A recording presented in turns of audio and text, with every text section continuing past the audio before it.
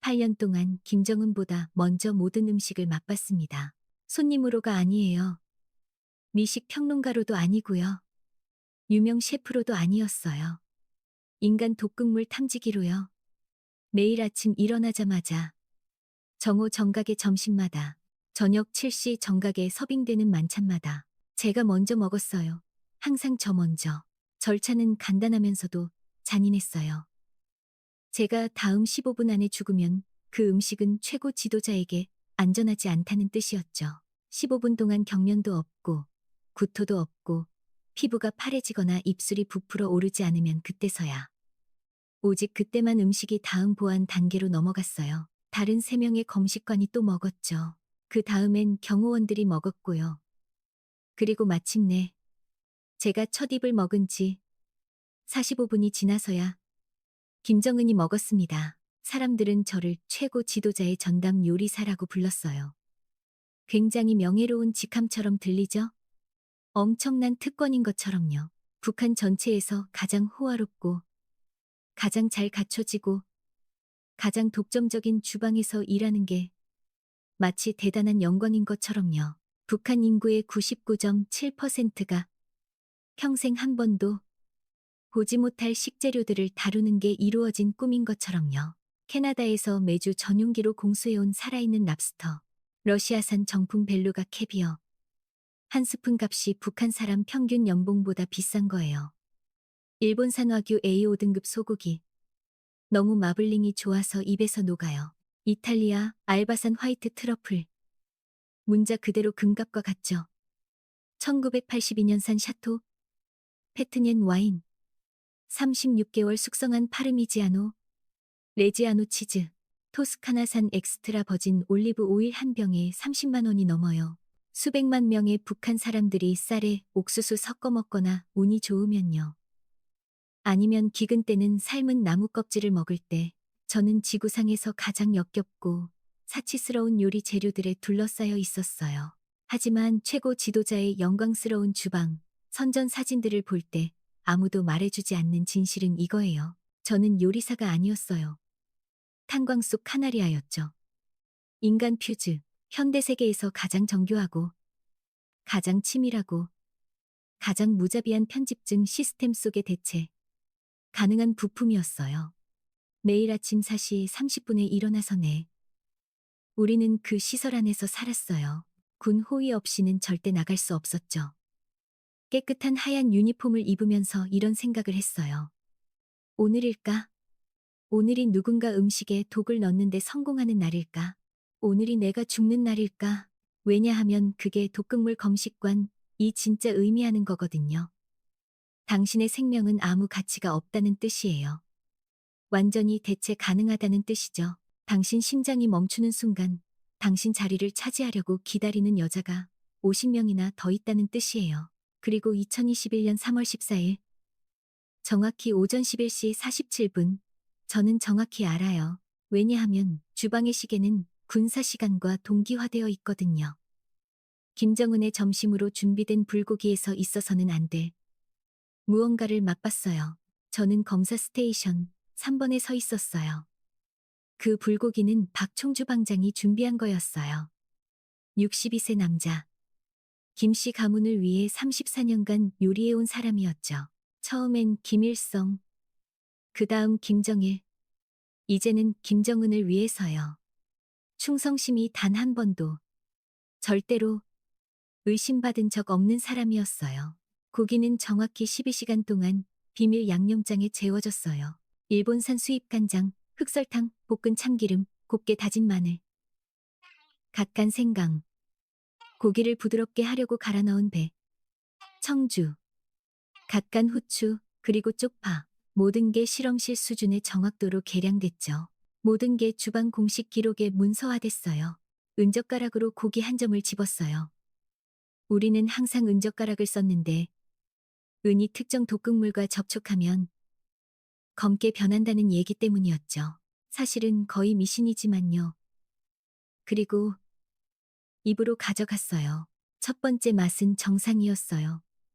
달콤하고 짭조름하고 잘 재워진 고기의 깊은 감칠맛이 났어요. 두 번째 맛도 맞았고요. 식감도 완벽했어요. 부드럽고 육즙이 풍부하고 가장자리가 살짝 캐러멜화된 게 느껴졌죠.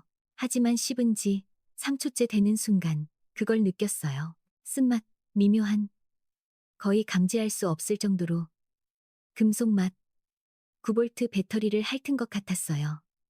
낡은 동전을 빤 것 같은. 틀렸어요. 완전히 틀렸어요. 제 훈련이 즉시 작동했어요. 8년간의 식품 보안 프로토콜이요. 고기를 검사 트레이에 뱉어냈어요. 정제수 한 잔을 들어 입을 3번 헹궜죠. 테이블 밑 빨간 버튼을 눌러 무음 경보를 작동시켰어요. 11초 만에 자동 소총을 든 경호원 6명이 주방에 난입했어요. 30초 만에 모든 주방 직원 17명이 무릎 꿇고 머리 뒤로 손을 올렸죠. 2분 만에 불고기 전체, 양념장 냄비, 사용된 모든 재료, 모든 조리도구, 모든 게 압수되어 증거 봉투에 봉인됐어요. 박 주방장은 울고 있었어요. 떨면서요. 계속 반복했죠. 저 아무것도 안 했습니다. 아무것도 안 했어요. 34년간 충성스럽게 모셨습니다. 저 아무것도 안 했어요. 하지만 저는 끔찍한 진실을 알았어요. 그 순간 제 피를 얼어붙게 만든 진실을요. 박 주방장이 유죄든 무죄든 상관없다는 거였어요. 독극물이 진짜 독극물이었다면, 그가 넣었든 아니면 준비 과정 어디선가 그 음식을 만진 다른 누군가가 넣었든 상관없었어요. 어쩌면 제가 착각한 거고 그 금속 맛은 제 상상이거나 상한 재료였을 수도 있죠. 그것도 상관없었어요. 중요한 건 이거였어요. 누군가 김정은을 독살하려고 시도하고 있다면 그건 북한의 가장 보호받는 핵심 내부 서클 안에 있는 누군가 벙커처럼 요새화된 저 주방에 고위급 접근 권한이 있는 누군가가 그를 죽이고 싶어 한다는 뜻이에요. 최고 지도자를 암살하고 싶어 한다는 거죠. 그리고 국가안전보위부가 조사를 시작하면, 신문관들을 데려오면, 질문을 시작하면 모두 절대적으로 모두 그 음식을 만진 우리 전원이 용의자가 될 거예요. 무죄가 증명될 때까지 유죄. 그리고 북한에서 무죄를 증명한다는 건 몇 달간의 잔혹한 신문을 의미해요. 고문을 의미하죠. 당신 가족 전체 부모, 형제자매, 사촌과 3대 연좌제 원칙에 따라 정치범 수용소로 사라진다는 뜻이에요. 72시간이 있었어요. 어쩌면 그보다 짧을 수도. 시설을 완전히 봉쇄하기 전에요. 한 명씩 신문을 시작하기 전에, 제 이름이 용의자 명단에 오르기 전에. 왜냐하면 제가 독을 감지한 사람이었으니까. 그것도 저를 의심스럽게 만들었어요. 만약 제가 꾸며낸 거라면요. 만약 제가 진짜 독살범들과 협력해서 혼란을 만들려는 거라면요. 제 인생에서 가장 중요하고 가장 불가능하고 가장 무서운 결정을 내릴 시간이 72시간이었어요. 남아서 인간을 거짓 자백으로 바꾸는 보안 시스템을 마주할 것인가? 아니면 도망칠 것인가? 탈북하는 거죠. 붙잡히면 제 죽음이 느리고 공개적이고 다른 사람들에 대한 경고로 설계될 거라는 걸 알면서요. 그날 밤 시설 안 제 방에 누워서 하얀 천장을 바라보며 15분마다 제 문 밖을 지나가는 경비병 순찰대 소리를 들으며 결정을 내렸어요. 탈북하기로요. 오늘 저는 제가 그 불가능한 순간에 어떻게 도달했는지 정확히 말씀드릴 거예요. 평양 가난한 동네에서 요리사가 되고 싶어 하던 소녀가 혹독한 겨울에 할머니가 김장하는 걸 보며 요리를 배운 어떻게 편집증에 사로잡힌 독재자의 대체 가능한 인간 방패가 됐는지요. 그 시스템이 실제로 어떻게 작동했는지 말씀드릴게요. 우리가 외워야 했던 47가지 규칙들, 모든 재료가 통과해야 했던 12단계 검사, 모든 구석에 숨겨진 카메라들, 화장실 안의 도청 장치들, 우리 사이의 밀고자들, 독극물로 사용될 수 있다는 이유로 금지된 238가지 식품 목록, 2021년 3월 14일 그 금속 맛을 감지한 날, 이 왜 제가 살고 있지 않다는 걸 깨달은 날이었는지 말씀드릴게요. 저는 생존하고 있었던 거예요. 그리고 그 두 가지 사이엔 엄청난 차이가 있거든요. 그리고 제가 어떻게 정확히 34일 동안 이 847km를 중국을 가로질러 건넜는지 말씀드릴게요. 작은 가방 하나, 외투 밑단에 숨긴 40만 원. 밀매업자에게 산 가짜 신분증.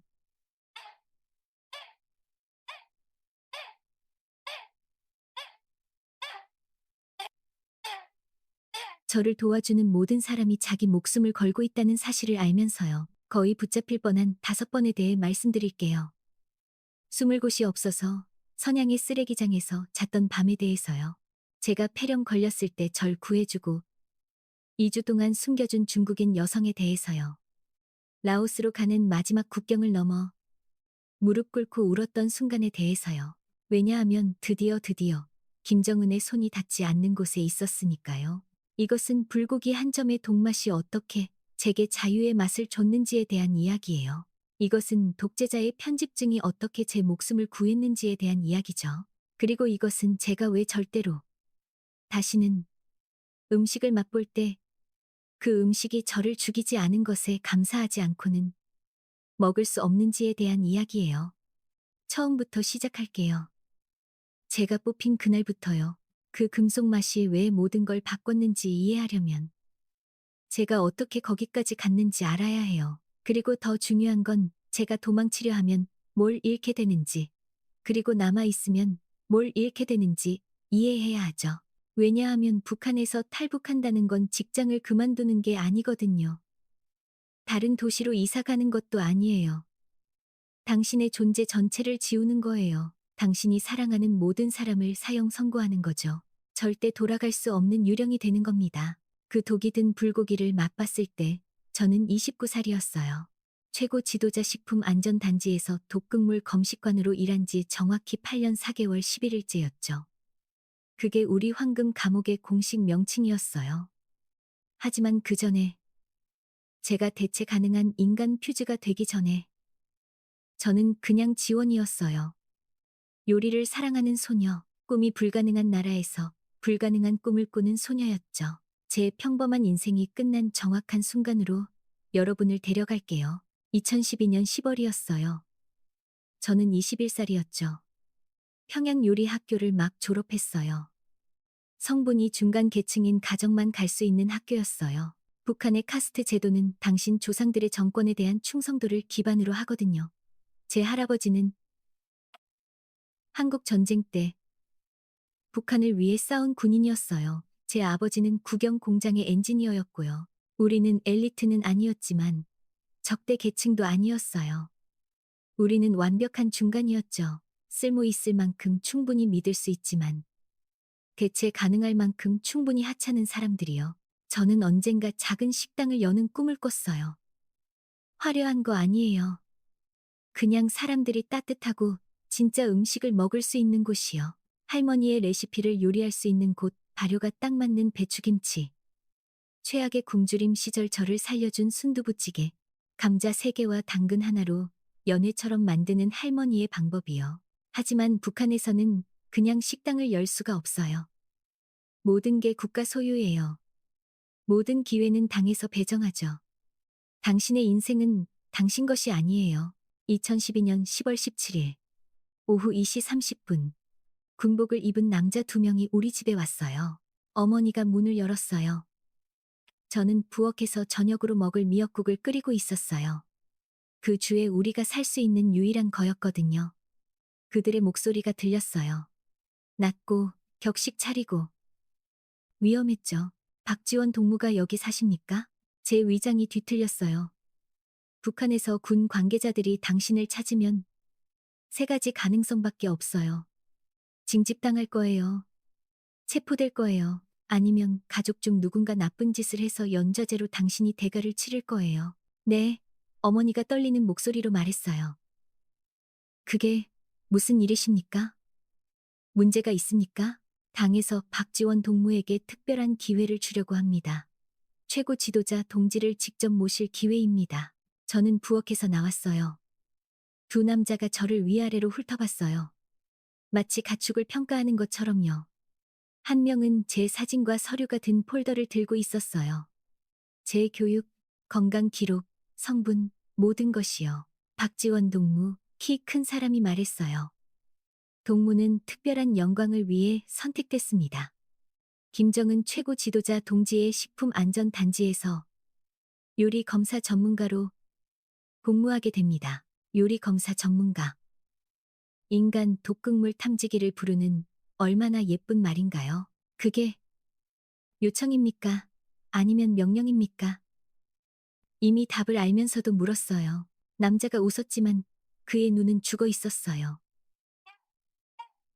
우리나라에서 최고 지도자 동지를 모시는 건 언제나 감사히 받아들여야 할 영광입니다.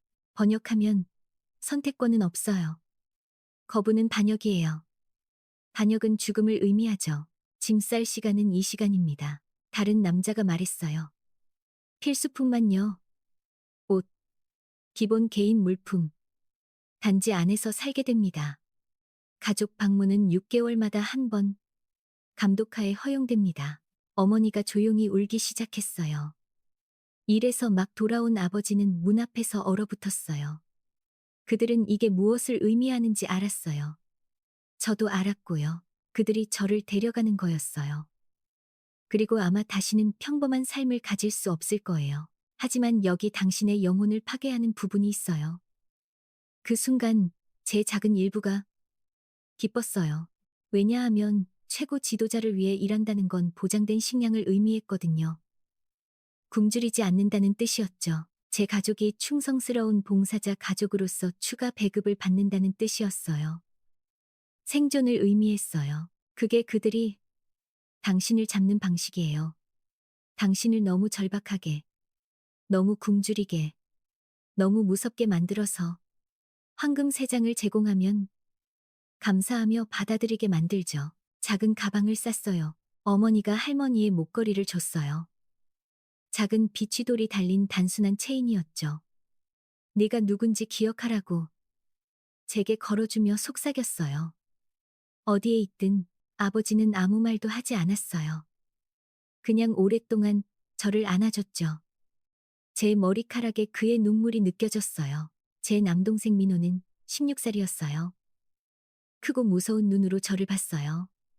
누나 돌아올 거야? 물었어요. 6개월마다. 거짓말했어요. 6개월마다 볼 거야. 하지만 우리 둘 다 진실을 알았어요. 정권의 내부 서클에 들어간 사람들은 나오지 않아요. 유령이 되죠. 그들의 가족은 연출된 방문에서 그들을 봐요. 모든 말이 감시되고 모든 표정이 분석되고 모든 감정이 의심받는 곳에서요. 관계자들이 저를 검은색 군용 차량에 태웠어요. 선팅된 창문이 달린 차였죠. 멀어지면서 뒤를 돌아봤고 거리에 서 있는 제 가족을 봤어요. 우는 어머니, 그녀를 안고 있는 아버지, 천천히 손 흔드는 민호. 그게 민호를 보는 마지막이 될 줄 몰랐어요. 6년 후 제가 수입 랍스터와 캐비어를 맛보고 있을 때 민호가 폐렴으로 죽을 줄 몰랐어요. 우리 가족이 항생제를 살 수 없었거든요. 어머니를 보는 마지막이 2019년 감독받는 45분 방문일 줄 몰랐어요. 경비병들이 모든 말을 듣고 있어서 우리는 진짜에 대해, 진실에 대해 아무것도 말할 수 없었거든요. 하지만 그 순간 2012년 10월에 차가 저를 인간 독극물 탐지기로서의 새 삶으로 데려가면서 저는 여전히 희망을 가지고 있었어요. 이걸 견뎌낼 수 있을 거라고 생각했죠. 모든 게 괜찮을 거라고 믿었어요. 제가 틀렸다는 걸 깨닫는데 정확히 3개월이 걸렸어요. 최고 지도자 식품안전단지는 평양 외곽의 더 큰 군사단지 안에 위치했어요. 6m 높이의 콘크리트 벽, 철조망, 50m마다 감시탑, 개를 데리고 있는 경비병, 생체 인식 스캐너가 있는 검문소, 모든 공간의 모든 센티미터를 향한 카메라들, 영광으로 위장한 감옥이었어요. 우리는 총 34명의 여자였어요. 모두 18살에서 30살 사이, 모두 비슷한 이야기를 가지고 있었죠. 요리 학교에서 징집됐고, 검증 가능한 충성도와 깨끗한 가족 배경과 잠재적 독소 노출에 견딜 최적의 신체 건강 때문에 선택됐어요. 우리는 처음 2주 동안 격리됐어요. 매일 의학 검사, 혈액 검사, 엑스레이, 심리 테스트, 3대까지 거슬러 올라가는 신원조회. 3일째 되는 날, 19살 선미라는 소녀가 신경쇠약을 일으켰어요. 집에 가고 싶다고 소리치기 시작했어요. 이게 미친 짓이라고. 이걸 할 수 없다고요. 경비병 2명이 그녀를 기숙사 밖으로 끌고 갔어요. 우리는 20분 동안 그녀의 비명을 들었어요.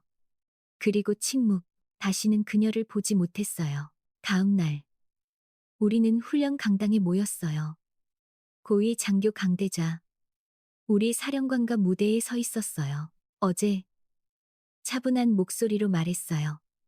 우리는 이 신성한 직책에 부적합함을 증명한 후보자 한 명을 잃었습니다. 그녀의 가족에게 그녀의 다른 복무 영역으로의 전환이 통보됐습니다. 우리 모두 전환이 무엇을 의미하는지 알았어요. 노동수용소, 감옥, 실종, 동무들은 강대자가 계속했어요. 북한 시민이 받을 수 있는 가장 큰 영광을 위해 선택됐습니다. 최고 지도자 동지의 생명을 보호하는 것입니다. 동무들의 일은 요리가 아닙니다. 위협을 감지하는 겁니다. 독극물, 오염물질, 우리의 사랑하는 지도자, 동지를 해칠 수 있는 모든 것이죠. 그는 멈췄고 그게 스며들게 했어요. 동무들 중 일부는 이 복무에서 죽을 겁니다. 그건 피할 수 없어요. 진짜 독극물이 음식 시스템에 들어가면 그걸 먼저 맛보는 사람이 죽습니다. 하지만 동무의 죽음은 헛되지 않을 겁니다. 동무의 희생은 최고 지도자, 동지를 구할 거예요. 동무의 가족은 영웅 명예를 받을 겁니다.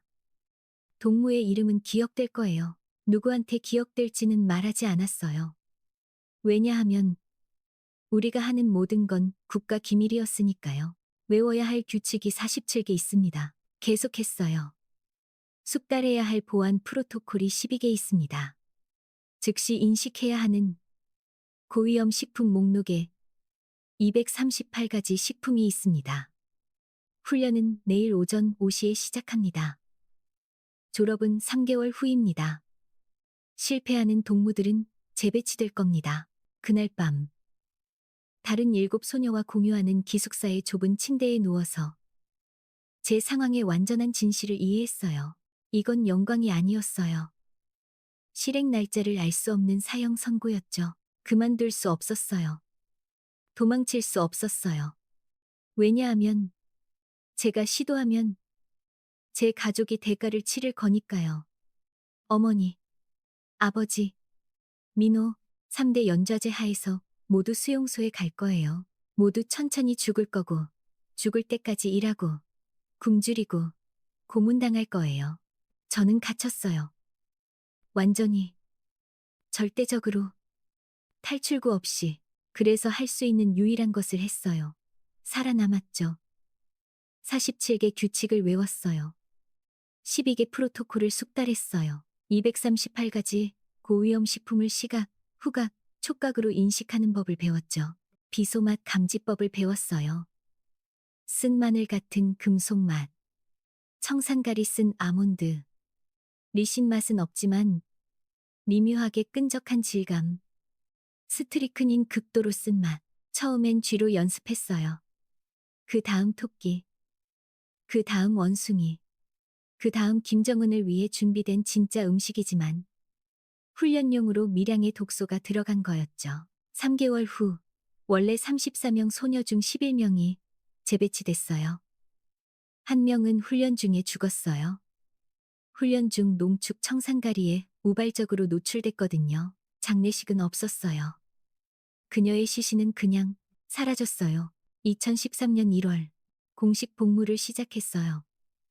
진짜 최고 지도자를 위한 진짜 음식을 맛보는 첫날이었죠. 그 첫 한 입을 기억해요. 참치 스시 일본에서 수입됐고 박 주방장이 준비했고 아마 우리 부모님 집보다 빗살 도자기 접시에 나왔어요. 천천히 씹으며 모든 맛, 모든 질감을 분석했어요. 틀린 게 있는지 찾으면서요. 15분 후 저는 여전히 살아있었어요. 스시는 다음 검식관에게 갔어요. 그 다음으로 그 다음 김정은에게 그렇게 저를 죽일 수 있는 음식을 맛보는 8년이 시작됐어요. 매일 아침 일어나 이게 마지막 날인지 궁금해하며 보낸 8년. 거울에 비친 제 모습을 보며 제가 진짜 누구인지 궁금해한 8년. 식당을 꿈꾸던 소녀인가? 아니면 자기 세장을 받아들이는 법을 배운 인간 카나리아인가?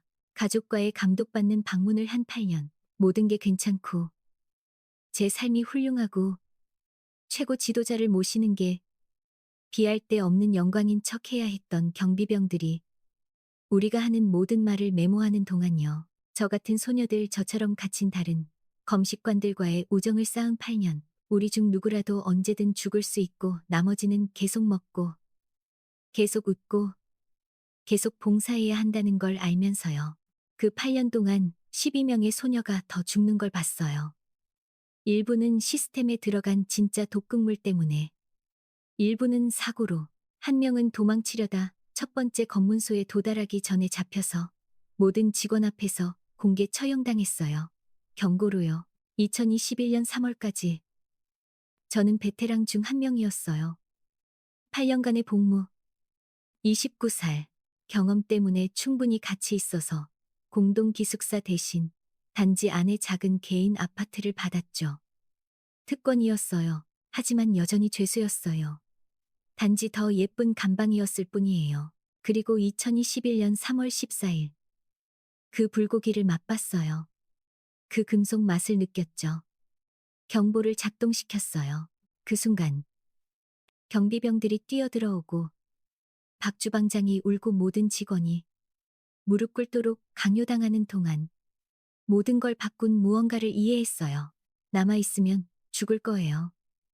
독극물 때문이 아니라면 신문 때문에, 아니면 시스템의 편집증 때문에, 아니면 그냥 결국 제 차례가 올 때까지 인간 퓨즈로 계속 있는 것 때문에요. 하지만 만약 도망친다면, 진짜로 탈출에 성공한다면 어쩌면, 단지 어쩌면 살 수 있을지도 몰라요.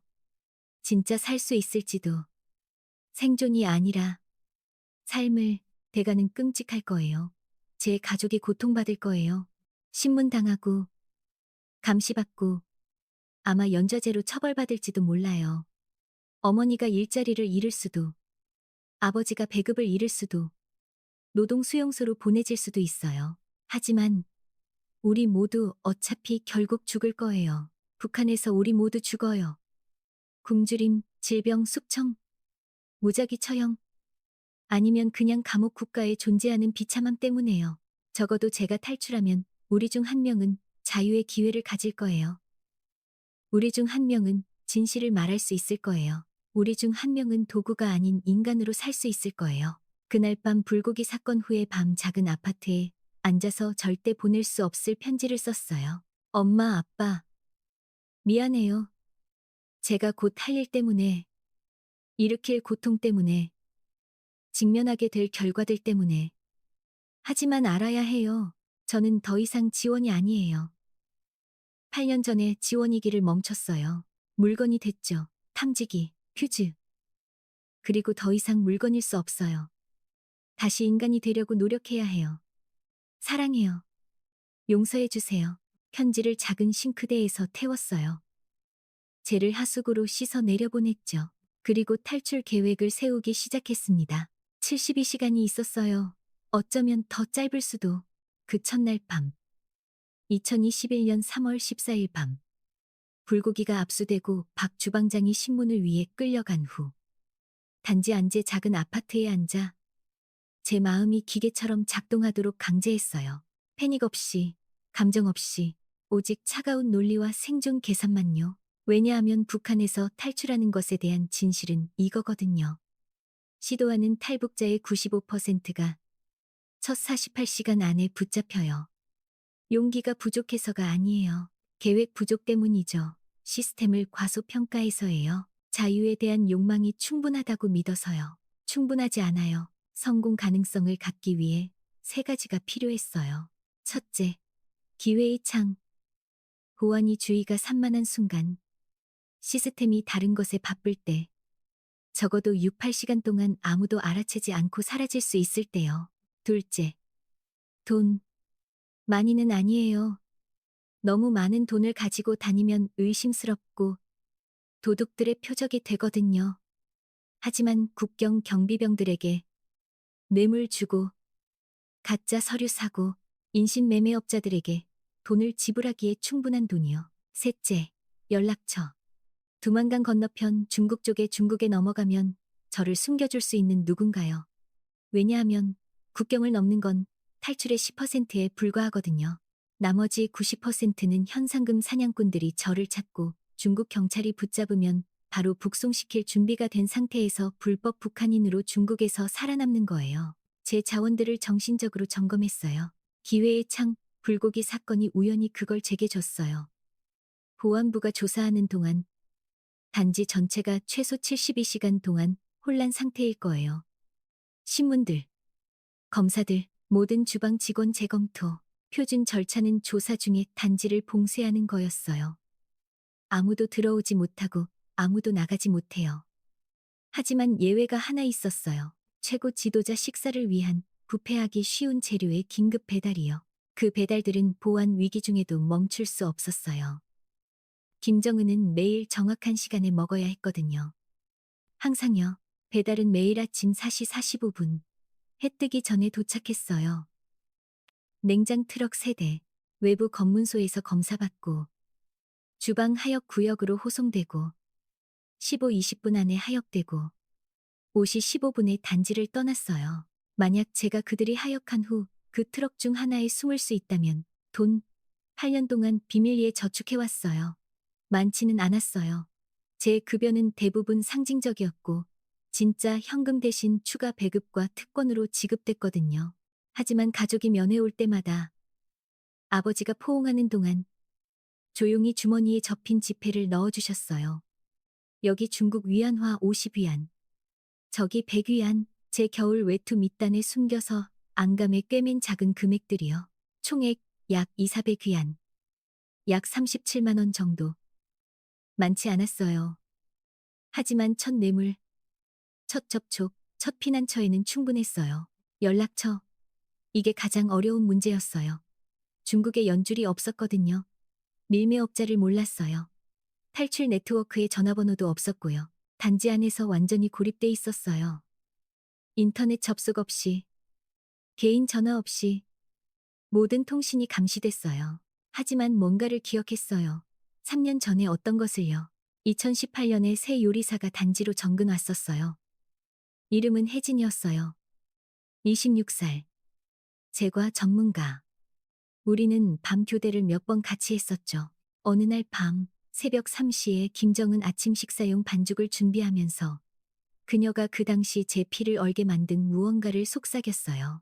제 이모가 연길에 살아요. 중국에요. 2009년에 건넜어요. 정권이 운영하는 북한 식당에서 일해요. 알죠? 외화벌이용으로 쓰는 그런 곳이요. 하지만 비밀리에 탈북자들을 도와요. 연줄이 있어요. 저는 안 들은 척했어요.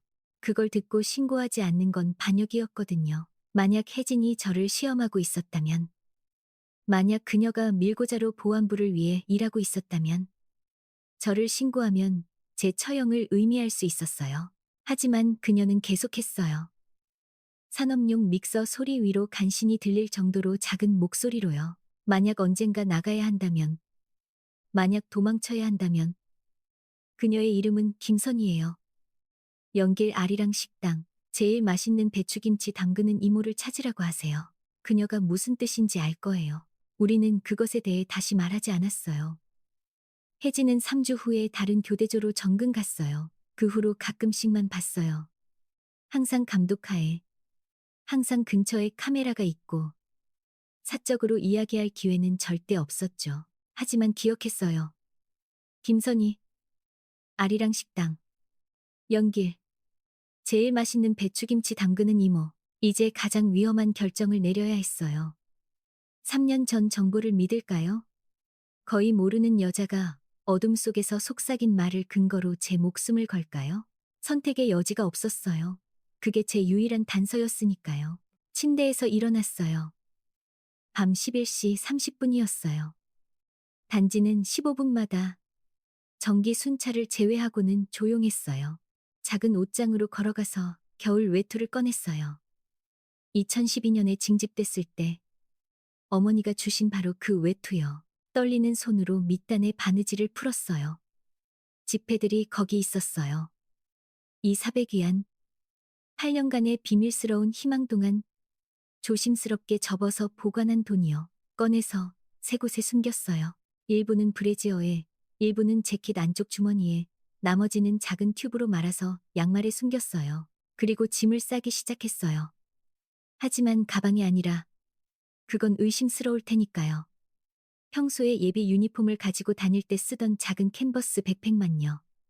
안에 넣은 것, 속옷 한 벌, 여분의 양말 한 켤레, 칫솔과 치약, 할머니의 비취 목걸이, 가족의 작은 사진 보관이 허용된 유일한 사진, 비누 한 개, 생리대 일주일 후 생리 예정이고 나중에 구할 시간이 없을 거라서 주방 식료품 저장실에서 훔친 프로틴 바 2개.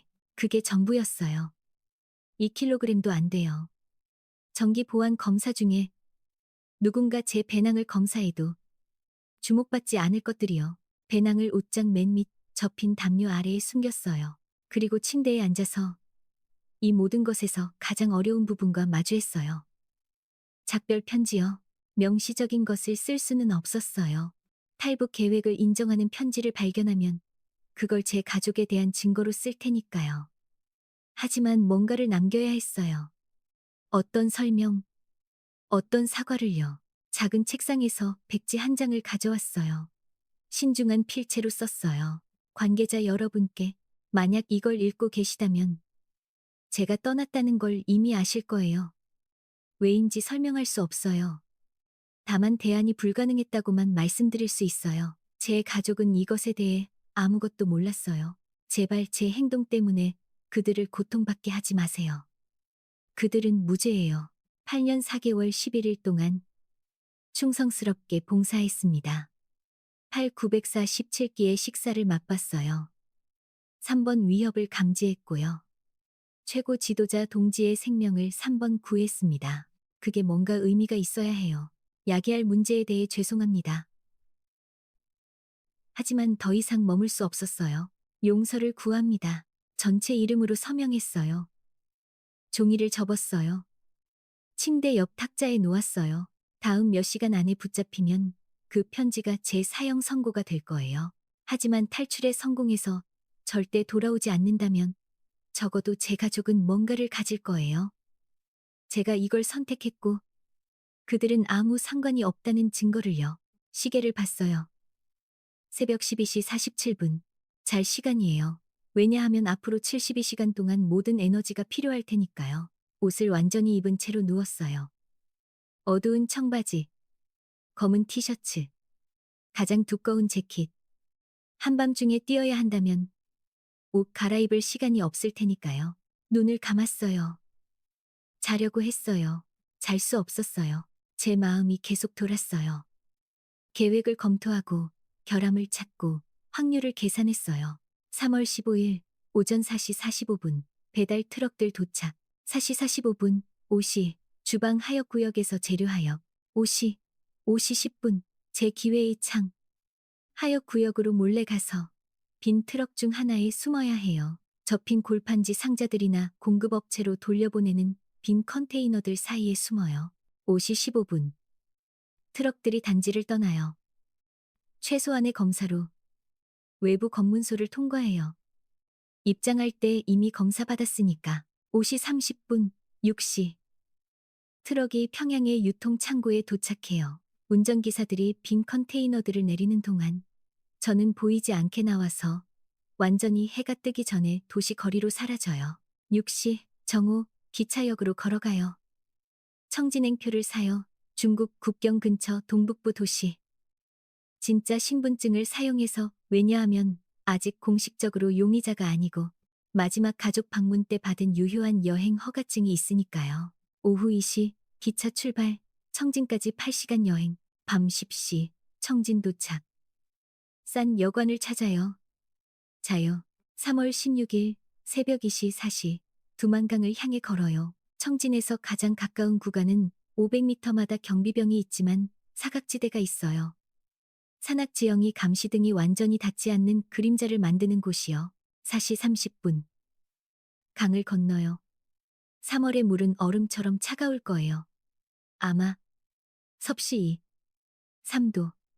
강은 가장 얕은 지점에서 약 100m 폭이에요. 옷을 입은 채로 수영할 거예요. 배낭은 수제 방수 가방에 테이프로 봉인한 비닐봉지. 옷이 강을 살아남고 경비병들이 저를 쏘지 않는다면 중국 영토에 도달할 거예요. 영기를 향해 걸을 거예요. 도강 지점에서 약 60km 시골 길을 택하고 주요 도로를 피하고 밤에만 걸고 낮에는 숨을 거예요. 3월 18, 19일 영길 도착. 아리랑 식당을 찾아요. 김선희를 찾고요. 제일 맛있는 배추김치 담그는 이모를 찾는다고 해요. 그리고 나서 그녀가 도와주거나 제가 죽거나 그게 제 계획의 전부였어요. 가정들로 가득 차 있었죠. 단 한 가지만 잘못돼도 체포, 고문, 처형으로 끝날 수 있는 지점들로 가득했어요. 하지만 그게 제가 가진 유일한 계획이었어요. 3월 15일 새벽 3시 30분. 제 내부 알람이 저를 깨웠어요.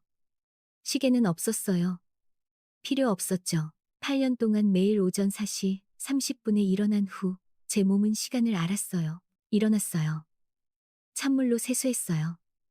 위장이 공포로 닫혀 있었지만 프로틴 바를 억지로 2입 먹었어요. 옷장에서 배낭을 꺼냈어요. 공식 직원 신분증은 탁자에 놓고 갔어요. 그걸 가지고 붙잡히면 국가재산 절도의 증거가 될 테니까요.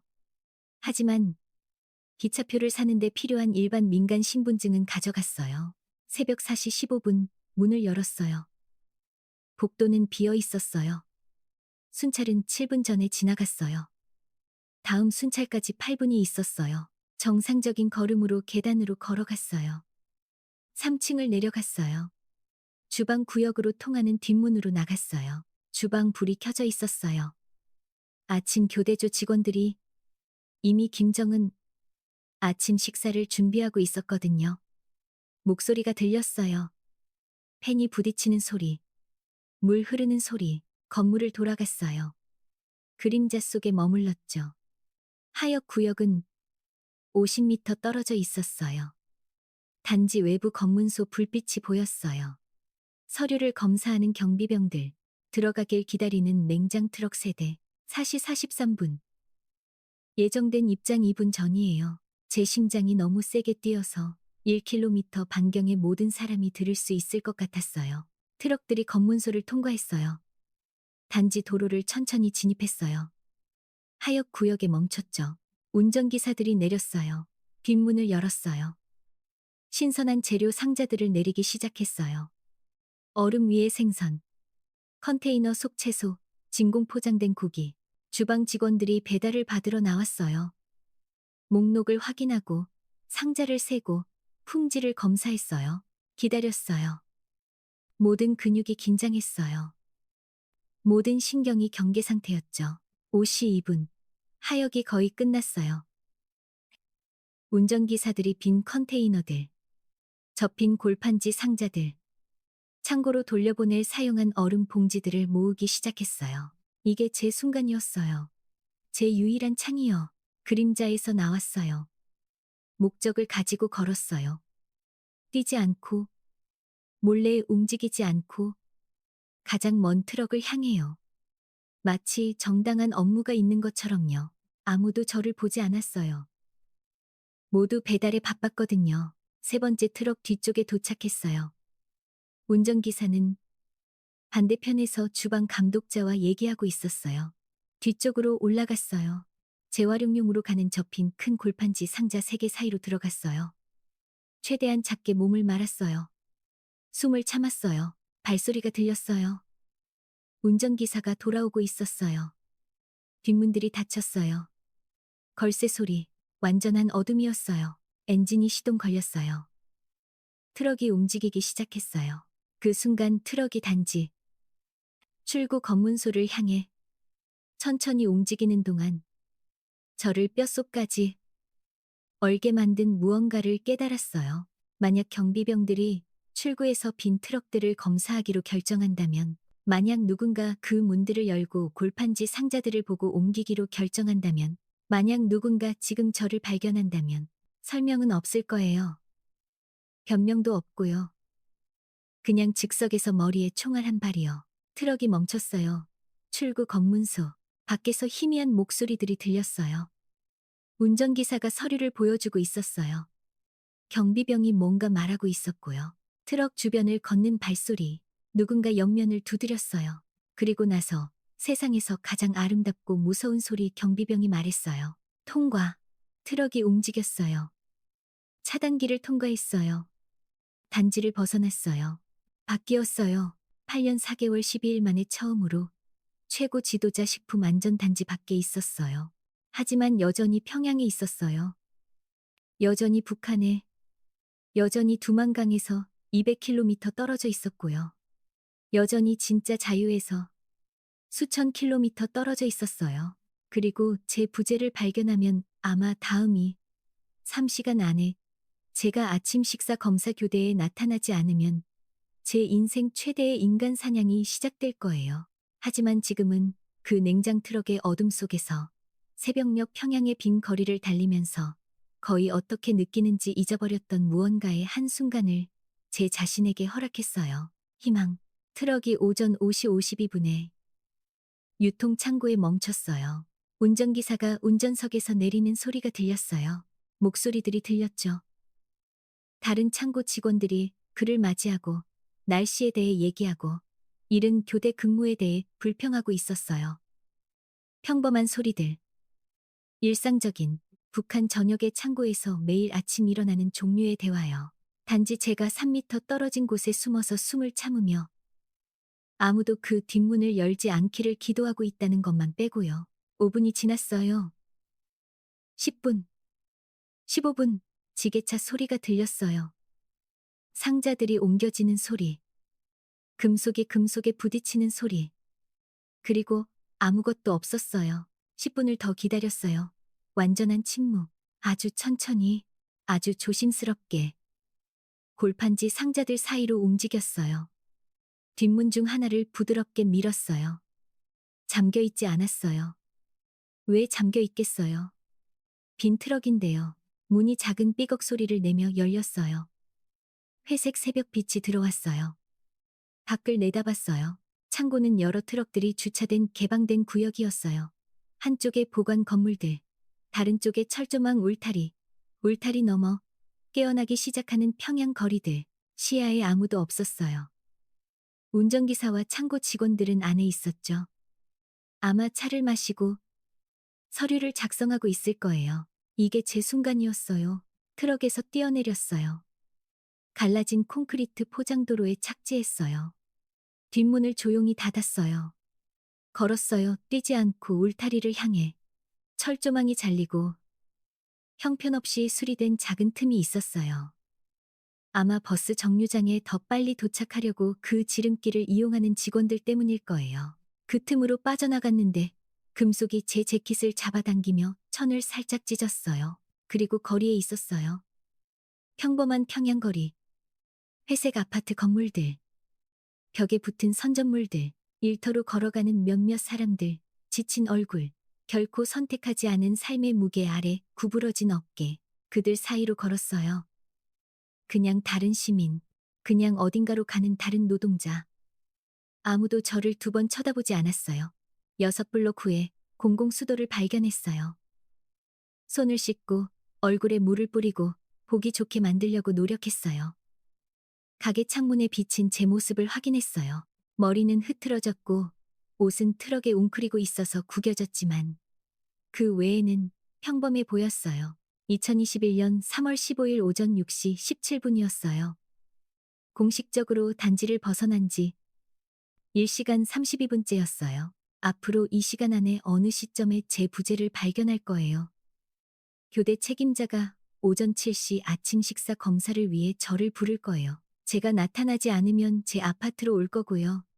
제 편지를 발견할 거예요. 비상 프로토콜을 작동시킬 거고요. 그리고 사냥이 시작될 거예요. 그 전에 기차를 타야 했어요. 평양역은 4km 떨어져 있었어요. 빠르게 걸었지만 너무 빠르지는 않게요. 고개를 숙였지만 너무 숙이지는 않았어요. 북한에서 탐지되지 않고 움직이는 비결은 보이지 않는 것처럼 보이는 게 아니에요. 그게 주목을 끌거든요. 완벽하게 평범해 보이는 거예요. 완벽하게 수능적으로, 완벽하게 흥미롭지 않게. 오전 7시 3분에 역에 도착했어요. 매표소 줄을 봤을 때 제 심장이 가라앉았어요. 최소 30명이 기다리고 있었어요. 각 거래는 몇 분씩 걸렸어요. 서류 확인, 여행 허가 승인, 중앙 시스템의 목적지 등록, 줄을 섰어요. 초를 세웠어요. 지나가는 매 순간이 그들이 제 부재를 발견하는 것에 1분 더 가까워지는 거였어요. 제 앞에 나이든 여성이 여행 허가에 문제가 있었어요. 매표소 직원이 추가 서류를 요구했어요. 그녀는 가방을 뒤지며 긴장하고 사과했어요. 깊게 숨을 쉬었어요. 제 손이 떨리는 걸 멈추도록 강요했어요. 마침내 23시간처럼 느껴진 23분 후에 줄 앞에 도착했어요. 목적지, 직원이 눈을 들지 않고 말했어요. 청진이요. 여행 목적. 가족 방문이요. 이모가 아파요. 첫 번째 거짓말. 여행 허가증, 민간 신분증과 여행 허가증을 건넸어요. 6개월 전 마지막 가족 방문 때 받은 거요. 기술적으로 아직 유효했어요. 기술적으로 북한 내 여행에 사용할 수 있었죠. 직원이 검토했어요. 낡은 컴퓨터에 뭔가를 입력했어요. 얼굴을 찌푸렸어요. 제 피가 얼었어요. 직장이 식품안전단지 4구역으로 등록돼 있네요. 네? 상사의 부재 승인서가 있나요? 젠장. 그건 생각 못했어요.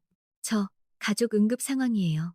필사적으로 들리지만 의심스럽지 않게 들리려고 노력하며 말했어요. 이모가 위독해요. 상사가 가도 되고 돌아오면 서류 제출하라고 했어요. 두 번째 거짓말. 직원이 저를 봤어요. 그의 눈이 저를 평가했어요. 거짓의 징후를 찾았죠. 긴장해. 뭔가 잘못된 것에 눈을 마주쳤어요. 제 눈이 살짝 눈물로 차도록 했어요. 이 대화에서 문자 그대로 제 목숨을 걸고 있을 때 어렵지 않았어요. 제발요. 속삭였어요. 언제든 돌아가실 수 있어요. 직원이 한숨을 쉬었어요. 제 허가증에 도장을 찍었어요. 표를 인쇄했어요. 3번 플랫폼에서 오후 2시 15분 출발이요. 기차 놓치지 마세요. 환불은 특별 승인이 필요합니다. 감사합니다. 정말 감사합니다. 순전한 안도감에 거의 잡을 수 없는 손으로 표를 받았어요. 그가 마음을 바꾸기 전에 매표소에서 멀어졌어요. 오전 7시 48분이었어요. 기차가 출발하기까지 6시간 27분이 있었어요. 그 시간 내내 역에 있을 수는 없었어요. 너무 눈에 띄고 순찰하는 경찰이 너무 많고 보안 카메라가 너무 많았거든요. 하지만 6시간 동안 목적 없이 평양을 배회할 수도 없었어요. 그것도 의심스러울 테니까요. 역에서 2블록 떨어진 공공도서관을 찾았어요. 들어갔어요. 뒤쪽 구역의 테이블에 앉았어요. 선반에서 무작위로 책을 하나 집었어요. 김일성의 선전용 전기 같은 거였어요. 그리고 읽는 척했어요. 주로 벽에 시계를 봤어요. 매 순간이 질질 끌렸어요. 오전 9시 15분에 제 부재는 이미 발견됐을 거예요. 제 편지를 찾았을 거고요. 상관들에게 보고했을 거예요. 아마 주방 직원들을 신문하기 시작했을 거예요. 보안 카메라 녹화를 검토하고요. 제 마지막으로 알려진 움직임을 추적했을 거고요. 여행 기록을 확인하는 생각을 하기까지 얼마나 걸릴까요? 기차역에 경보를 보내기까지 계산하려고 했어요. 정상적인 나라라면 연결된 컴퓨터 시스템과 즉각적인 통신으로 몇 분 안에 알았을 거예요. 하지만 북한에서는 시스템이 더 느려요. 관료주의가 층을 추가하죠. 보고서는 지휘 계통을 올라가야 해요. 경보는 공식 채널을 통해 배포돼야 하고요. 어쩌면 정오까지는 제 이름이 기차역 감시 목록에 나타나기 전까지 시간이 있을 거예요. 어쩌면요. 오전 11시 30분에 도서관을 나왔어요. 노점상에게서 상한 쌀번을 샀어요. 그날의 첫 식사였어요. 역을 향해 걸으며 천천히 먹었고 목적지에 도착하는 것 외에 걱정이 없는 평범한 여행자처럼 보이려고 했어요. 오후 1시 45분에 역의 보안 검색대를 통과했어요. 한 경비병이 제 표를 확인했어요. 다른 경비병이 제 배낭을 확인했어요. 제 옷을 뒤적이고 칫솔을 들고 가족 사진을 봤어요. 가족이세요? 물었어요. 네? 어디 가세요?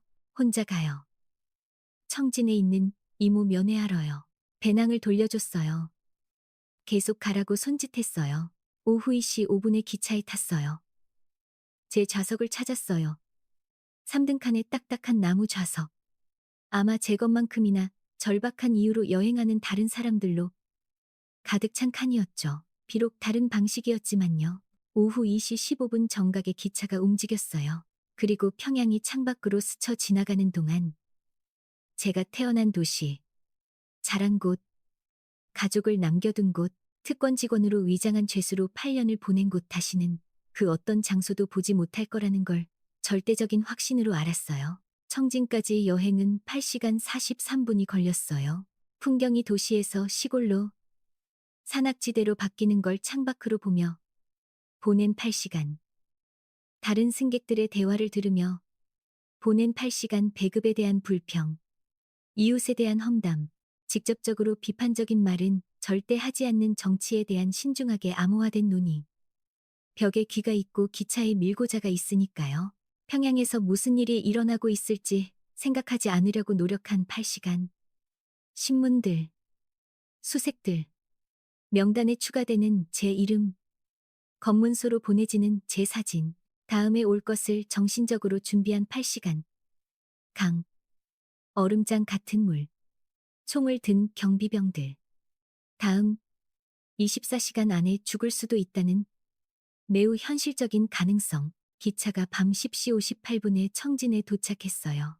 거의 텅 빈 역에서 내렸어요. 도시는 어두웠어요. 정전.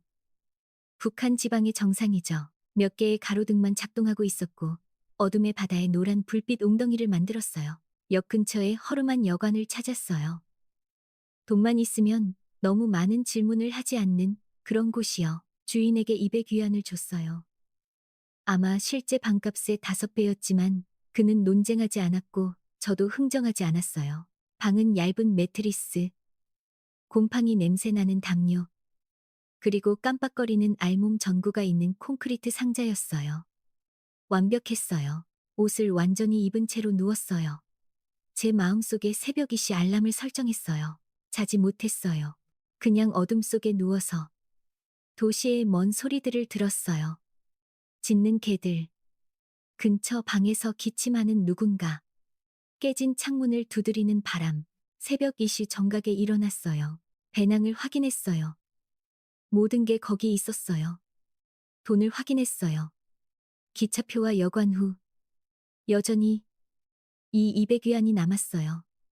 충분해요. 소리 없이 여관을 나왔어요.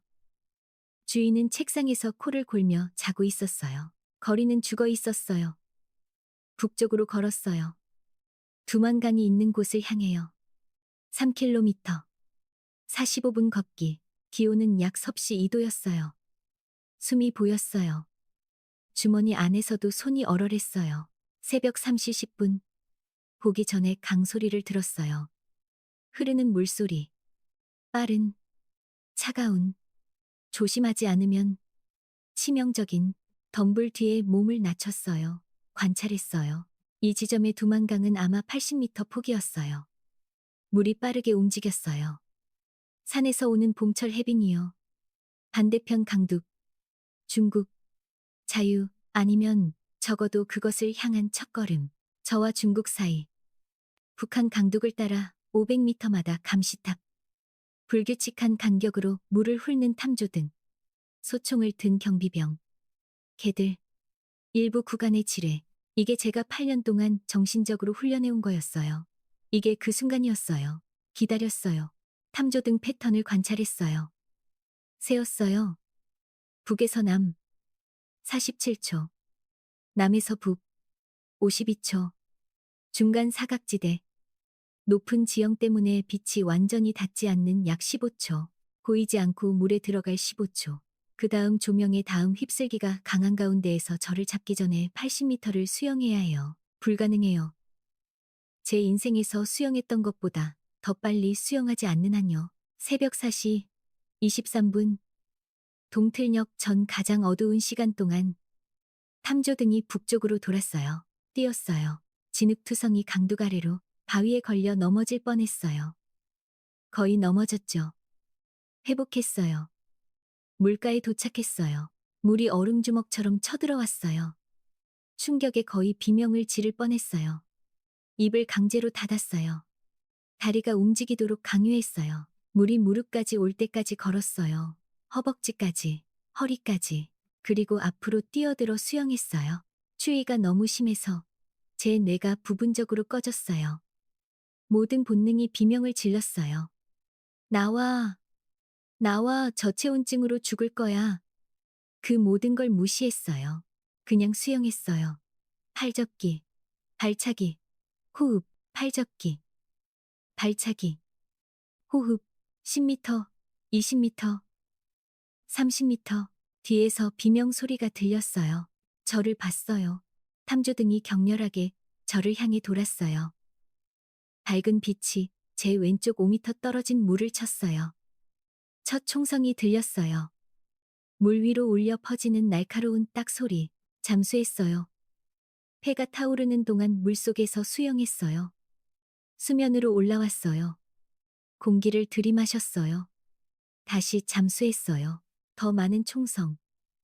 총알이 부딪히는 곳에서 물이 튀었어요. 너무 가까워요. 너무 가까워. 50m, 60m, 70m. 젖은 옷이 저를 아래로 끌어당겼어요. 제 근육이 비명을 질렀어요. 제 몸이 추위로 다치고 있었어요. 조금만 더. 조금만 더. 75m. 제 손이 뭔가를 쳤어요. 바위. 중국 강두. 물 밖으로 기어 나왔어요. 진흙 위에 쓰러졌어요.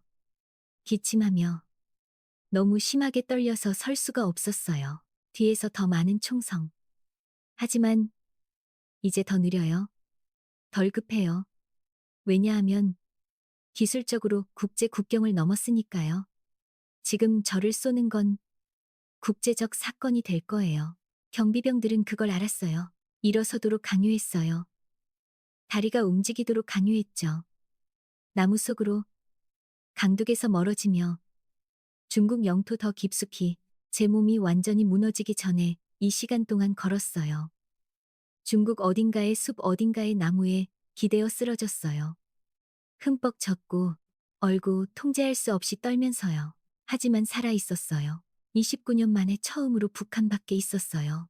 제 인생에서 처음으로 자유로웠어요. 아니면 적어도 그 순간에는 그렇게 생각했어요. 가장 어려운 부분이 아직 남았다는 걸 아직 몰랐거든요. 너무 심하게 떨리며 깨어나서 처음엔 어디에 있는지 기억할 수 없었어요. 나무들 사이로 스며드는 햇빛. 아래 젖은 땅. 뒤에서 두만강의 먼 소리 총격 속에 건넌 그 강. 이제 저를 북한과 영원히 갈라놓는 그 강이요. 젖은 시계를 봤어요. 11시 47분. 거의 6시간 동안 의식을 잃고 있었어요. 옷은 여전히 젖어 있었어요. 온몸이 저체온증과 싸우면서 동시에 근육을 한 개 이상으로 밀어붙일 때 오는 그런 깊은 통증으로 아팠어요. 모든 움직임이 관절을 통해 고통의 물결을 보냈죠. 하지만 살아 있었어요. 중국에 있었고요. 그리고 움직여야 했어요. 왜냐하면 중국에서 북한 탈북자로 있는 것에 대한 잔인한 진실은 이거거든요. 안전하지 않아요. 조금도 가깝지 않아요. 중국은 북한과 협정이 있어요. 중국 영토에서 붙잡힌 탈북자는 즉시 북한으로 강제 송환돼요.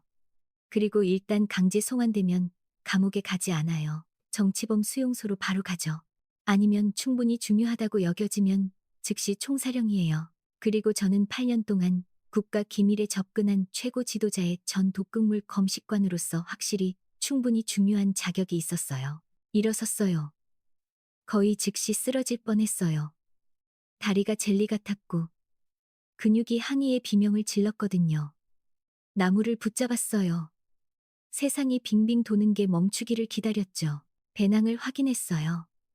기적적으로 즉석 비닐봉지가 대부분의 내용물을 건조하게 유지했어요. 제도는 온전했어요. 가족 사진은 살짝 젖었지만 알아볼 수 있었어요. 할머니의 비취 목걸이는 제 목에 무겁게 걸려 있었고요. 방향을 잡아, 지원아, 생각해. 중국 길림성 어딘가에 있었어요. 연길에 가야 했어요. 가장 가능성 높은 도강 지점에서 서쪽으로 약 60km. 지도 없이, GPS 없이 중국에서 봉사했던 다른 단지 직원들에게 배운 몇 가지 기본 문구 이상의 중국어도 모르는 채로 미지의 지형을 60km 걸어야 했어요. 주요 도로를 탈 수 없었어요. 너무 눈에 띄고 경찰 검문소가 너무 많고 서류 확인을 위해 정지당할 위험이 너무 컸거든요. 시골 길을 유지해야 했어요. 농장길, 숲, 흠뻑 젖고 진흙투성이고 명백히 외국인인 여자가 즉각적인 주목을 끌지 않는 곳이요. 서쪽으로 걷기 시작했어요. 태양을 나침반으로 사용했어요. 멀리 보이는 도로와 저 사이의 나무들을 유지했죠. 처음 3시간이 가장 힘들었어요. 매 걸음이 고통이었어요. 젖은 옷이 제 피부를 벗겨냈어요. 신발은 매 걸음마다 철벅거리는 소리를 냈고요. 너무 목말라서 혀가 사포처럼 느껴졌지만 먼저 끓이지 않고는 강이나 개울물을 마실 엄두가 나지 않았어요. 지금 설사나 기생충으로 병에 걸리는 건 사형 선고가 될 테니까요. 오후 3시에 첫 문명의 징후를 봤어요. 멀리 작은 농장이요. 콘크리트 건물들. 심어진 밭. 녹슨 트랙터. 흙더미 뒤에 숨었어요. 관찰했어요. 나이든 남자가 밭에서 일하고 있었어요. 혼자. 개 없이. 트랙터 외에 차량도 없었어요. 결정을 내렸어요. 계산된 위험이요. 천천히 다가갔어요. 손을 보이게 하고 무해해 보이려고 노력하며요. 농부가 약 20m 떨어졌을 때 저를 봤어요. 얼어붙었죠. 그의 손이 도구로 갔어요. 막대기, 후미, 징방조어, 형편없는 중국어로 말했어요. 도와주세요. 셰이신이 물었어요. 누구세요? 저센 말했어요. 북한인이요. 거짓말할 이유가 없었어요. 제 억양, 제 외모, 제 상태가 명백하게 드러냈으니까요. 농부가 저를 평가했어요. 그의 눈에서 계산을 봤어요. 저를 경찰에 신고할 수 있었어요. 작은 보상을 받겠죠. 아니면 도와줄 수도 붙잡히면 벌금이나 감옥의 위험을 감수하면서요. 돈? 마침내 물었어요. 네, 돈 있어요. 얼마나? 옷 말릴 수 있게 해주면 200위안.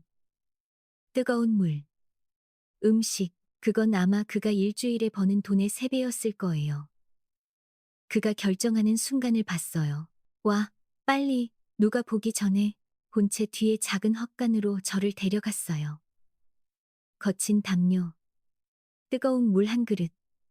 그리고 믿을 수 없게 놀랍게도 채소가 든 찐 만두 2개를 줬어요. 거의 질식할 정도로 빨리 먹었어요. 24시간 만에 처음 먹는 진짜 음식이었거든요. 해질녘까지 있어도 돼요. 말했어요. 그 다음엔 가세요. 제 딸이 근처에 살아요.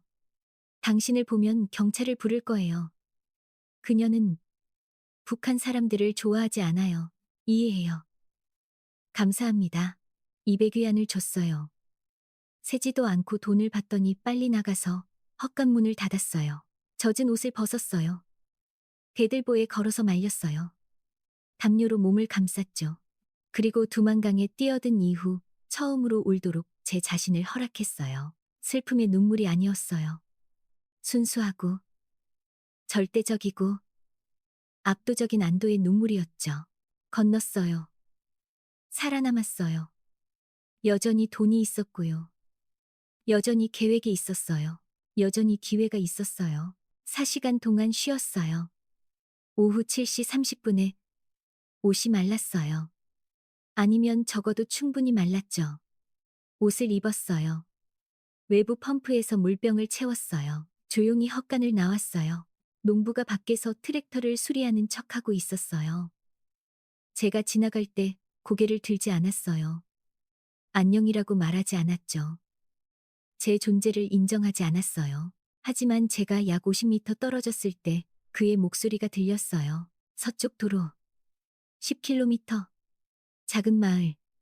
연길 가는 버스. 하루에 3번. 마지막 버스는 오후 9시. 돌아보지 않았어요. 그냥 감사의 표시로 손을 한번 들었어요. 그리고 서쪽으로 걸었어요. 오후 8시 47분에 작은 마을에 도착했어요. 메인 거리 하나, 아마 20개 정도의 건물. 가게, 기본적으로 금속 골판지 지붕 아래 벤치인 버스 정류장. 3명이 기다리고 있었어요. 그들에게 합류했어요. 고개를 숙였어요. 눈을 마주치지 않았죠. 오후 9시 3분에 버스가 늦게 도착했어요. 감사하게도 안 그랬으면 놓쳤을 거예요. 탔어요. 운전기사에게 연길까지 표값으로 45위안을 줬어요. 뒤쪽 좌석을 찾았죠. 버스는 경유와 땀 냄새가 났어요. 농장 일에서 돌아오는 노동자들, 가족을 방문하는 노인들, 상품 가방을 든 행상인들로 가득 차 있었어요. 아무도 저를 2번 쳐다보지 않았어요. 그냥 다른 여행자, 그냥 어딘가로 가는 다른 여자. 여행은 2시간 걸렸어요. 2021년 3월 16일 밤 11시 7분에 버스가 연길에 도착했어요. 연길은 연변 조선족 자치주의 도시예요. 세대전에 건너온 이민자들의 후손인 조선족이 많이 사는 중국 지역이죠. 간판은 중국어와 한글로 되어 있어요. 식당들은 한국 음식을 팔고요.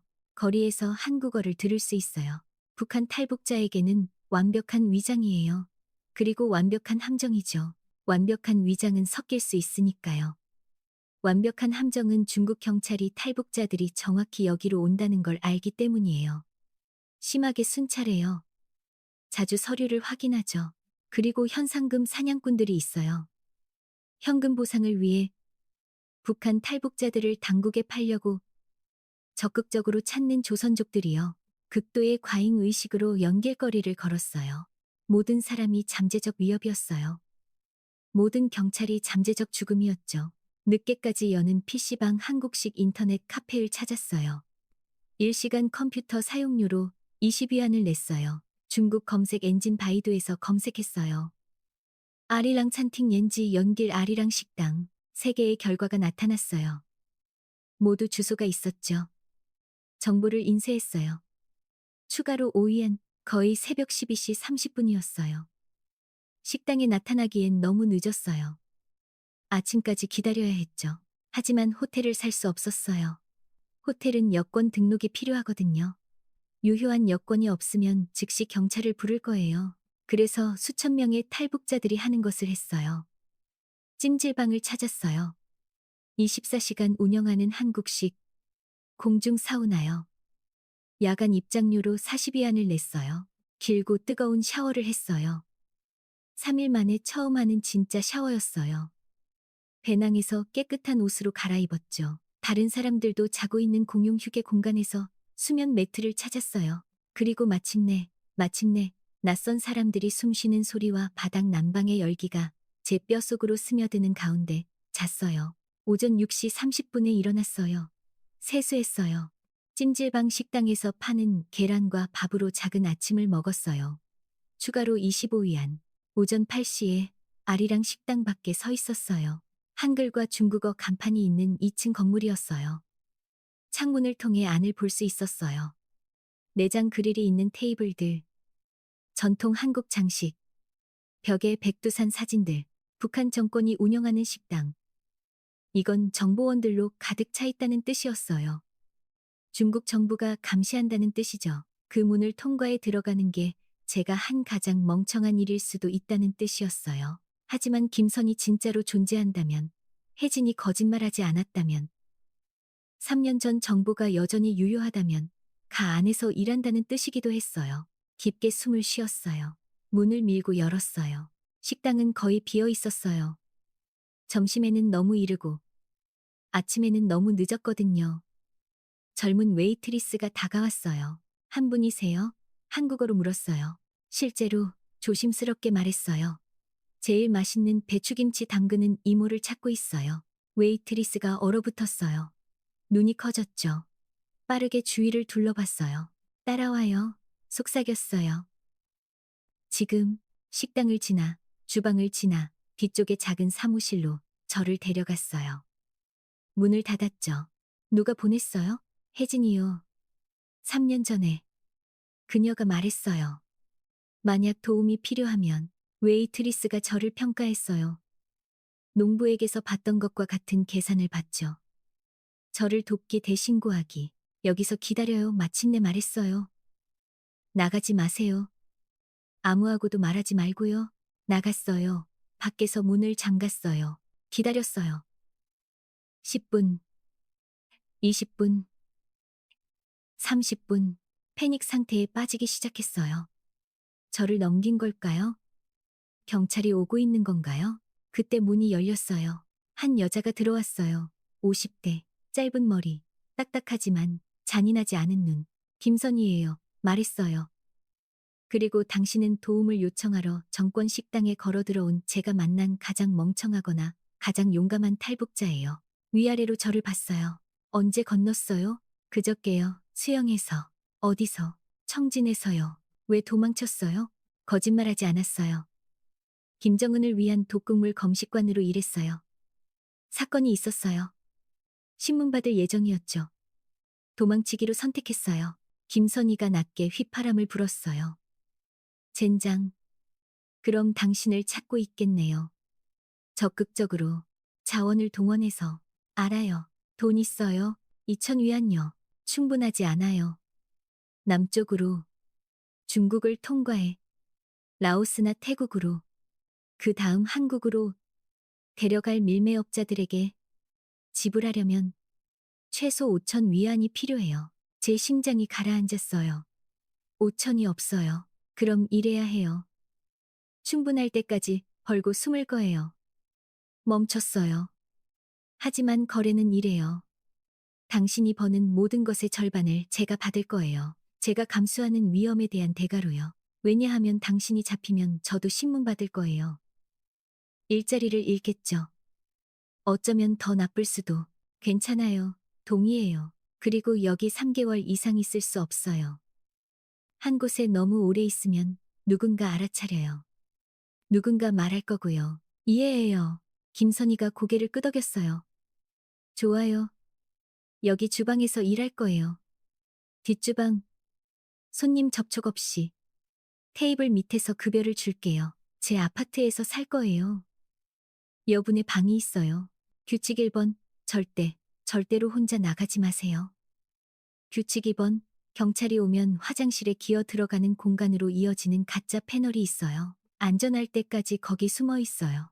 규칙 3번. 저 말고는 아무도 믿지 마세요. 주방의 다른 애들도요. 특히 그들은 일부는 밀고자 해요. 그녀의 아파트로 저를 데려갔어요. 노동자 계층 동네의 낮은 건물이었어요. 바닥에 매트리스가 있는 여분의 방. 그게 전부였어요. 오늘은 쉬어요 말했어요. 내일 일 시작해요. 그렇게 제 탈출의 가장 이상한 단계가 시작됐어요. 연길에서 사는 3개월. 방금 도망친 바로 그 정부를 섬기는 정권 운영 식당에서 일하는 3개월.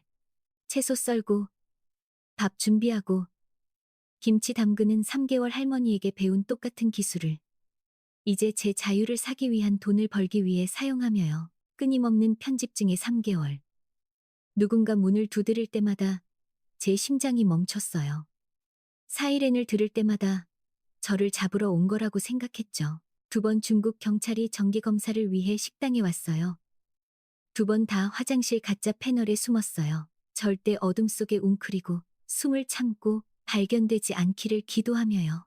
하루에 150위안을 버는 3개월 16시간 일하고 쉬는 날 없이 불평 없이요. 김선희가 75위안을 가져갔고 저는 75위안을 저축했어요. 3개월 후 750위안 가져온 이영위안을 더해서 총 750위안. 충분해요. 6월에 김선희가 말했어요. 밀매업자가 있어요. 그가 데려갈 거예요. 하지만 지원아, 이게 가장 위험한 거예요. 중국을 통과해 남쪽으로 가는 여행. 3주, 어쩌면 4주, 다른 탈북자들과 여행할 거예요. 일부는 도중에 죽을 거예요. 병, 사고, 붙잡혀서요. 일부는 사라질 거고요. 성매매업자나 강제 결혼에 팔려요. 살아남아서 한국에 도착하면 다시는 저한테 연락할 수 없어요. 절대로 제 이름을 누구한테도 말할 수 없고요. 왜냐하면 그러면 정권이 저를 죽일 테니까요. 이해해요. 그리고 감사해요. 목숨을 걸어주셔서. 김선희가 오랫동안 저를 봤어요. 그리고 처음으로 웃었어요. 혜진은 제 조카였어요. 제 언니는 10년 전에 한국 라디오를 들었다고 수용소로 보내졌어요. 거기서 죽었죠. 혜진이 정근 가기 전에 비밀리에 편지를 보냈어요. 최고 지도자 주방에서 좋은 여자를 만났다고요. 만약 도망치기로 선택하면 기회를 받을 자격이 있는 여자라고요. 그래서 이건 돈 때문이 아니에요. 제 언니 때문이에요. 혜진 때문이고요. 우리 모두를 위해서예요. 2021년 6월 18일 연길 외곽 버스 정류장에서 밀매업자를 만났어요. 뺨에 흉터가 있는 중년 남자였어요. 이름을 대지 않았죠. 규칙 1번. 제가 말할 때 제가 말하는 대로 정확히 해요. 규칙 2번. 경찰이 잡으면 제 이름을 몰라요. 절대 본 적 없어요. 규칙 3번. 지금 절반 집을 태국 국경에 도착하면 나머지 절반 사형위안을 줬어요. 돈을 세었어요. 고개를 끄덕였죠. 다른 6명이 있어요. 첫 정차 지점에서 만날 거예요. 밤에만 여행해요. 조용히 해요. 누군가 아프거나 다쳐서 우리를 지연시키면 버려요. 알았죠? 알았어요. 좋아요. 그럼 가죠. 그리고 제 인생의 가장 길고 가장 무섭고 가장 기적 같은 여행이 시작됐어요. 중국을 가로지르는 26일. 6,000km. 야간 버스. 화물 트럭. 산을 걸어서요. 농장에 숨었죠. 헛간에서 잤어요. 살 수 있거나 훔칠 수 있는 걸 먹었고요. 여행을 시작한 7명 중 5명이 태국에 도착했어요. 한 여자는 윈난성 어딘가에서 폐렴으로 죽었어요. 한 남자는 검문소에서 중국 경찰에 붙잡혔어요. 마지막으로 들은 건 끌려갈 때 비명 지르는 소리였죠. 하지만 저는 살아남았어요. 라오스로 건넜어요. 그 다음 태국으로요. 방콕의 한국 대사관에서 마침내 1000번 연습한 말을 했어요. 저는 조선민주주의 인민공화국 탈북자입니다. 대한민국의 망명을 신청합니다. 방콕의 한국 대사관은 보안 게이트와 무장 경비원들 뒤에 있는 밝은 흰색 건물이었어요. 용기를 내서 다가가기 전에 밖에서 20분 동안 서 있었어요. 왜냐하면 탈북에 대해 아무도 말해주지 않는 게 있거든요. 마침내 안전에 도달하는 순간, 자유를 향한 마지막 문을 넘는 순간, 승리감이 느껴지지 않아요. 무섭게 느껴지죠. 왜냐하면 이제 진짜예요. 이제 돌아갈 수 없어요. 이제 뒤에 남겨둔 모든 것과 마주해야 해요. 그냥 살고 싶었다는 이유로 배신한 모든 사람들과요. 깊게 숨을 쉬었어요. 배낭을 조정했어요. 평양에서부터 두만강을 건너 중국 6,000km를 통과해 메고 온 바로 그 배낭이요. 보안 경비원을 향해 걸어갔어요. 한국어 하세요? 한국어로 물었어요. 네, 태국어에서 바꾸며 대답했어요. 무엇을 도와드릴까요? 저는 북한 탈북자예요. 망명 신청해야 해요. 그의 표정에서 뭔가가 바뀌었어요. 인식, 연민, 어쩌면 피로감 아마 저 같은 사람을 수백 명 봤겠죠. 저를 따라오세요.